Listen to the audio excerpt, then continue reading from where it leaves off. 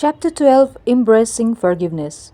It was around 10 at night when my phone rang. I answered, "Hello?" "Yeah, hello, this is Anu." I struggled to recall where I had heard that name before.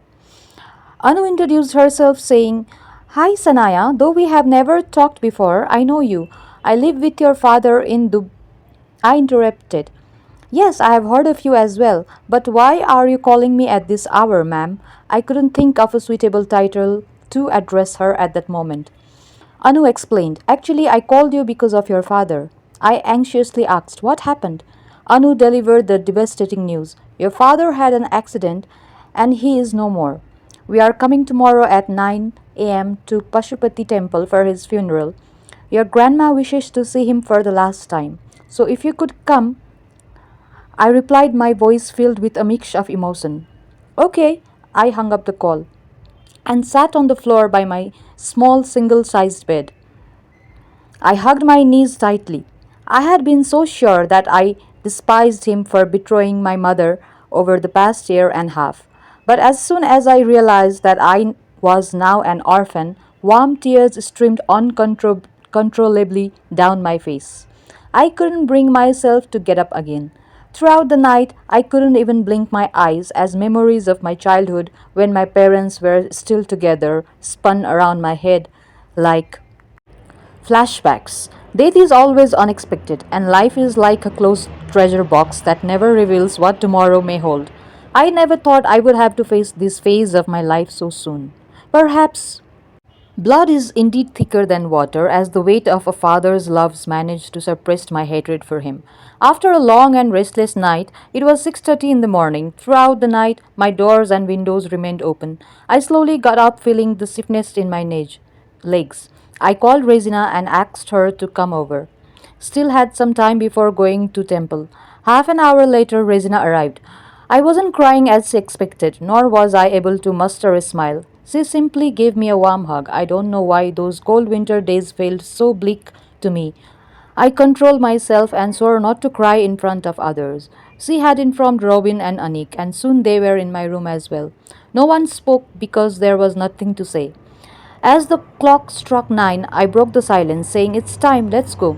My friends, who had made themselves available to support me during this tragic phase of my life, were little surprised by my actions. I can't say for certain whether they thought I was being rude or cold-blooded daughter, or a person strong enough to handle the situation of being an orphan.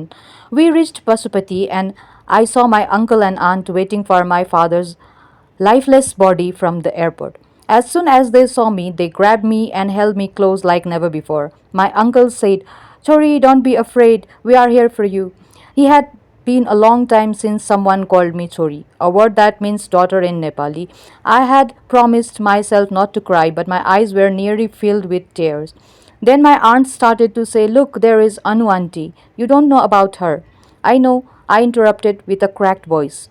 I just didn't want to hear all the details at the moment. My uncle signaled to my aunt to be quiet, and soon my grandma arrived in a van, crying with a large casket. Three people accompanied her: my father's beloved wife, daughter, and son. As soon as I saw them, my head began to spin, and I felt a burning heat, as if red lava was flowing inside a volcano. I turned around, wanting to go back to my room, but as I took my first step backward, my friends came to me and urged me to look. A coffin was opened, and I saw my father's face for the fourth time in my life, and perhaps the last time as well. His face was serene, calm, if he had no remorse for what he had done.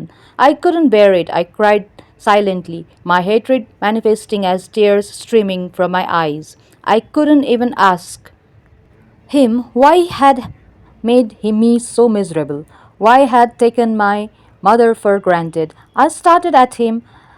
I stared, wishing he could wake up for a moment and look at me. I was filled with sadness, hurt, anger, and loneliness all at once.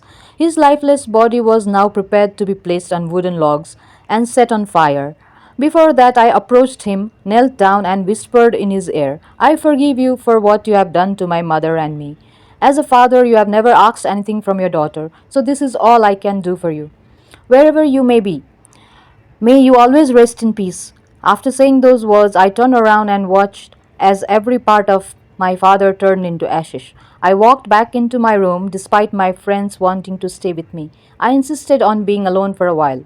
Alone in my bed, thoughts about my father and my mother, who were no longer with me. Somewhere deep inside, I felt a sense of lightness in my heart. It was then that I realized that hate I had carried with me for so long had been burned along with my father's body at Aryaghat.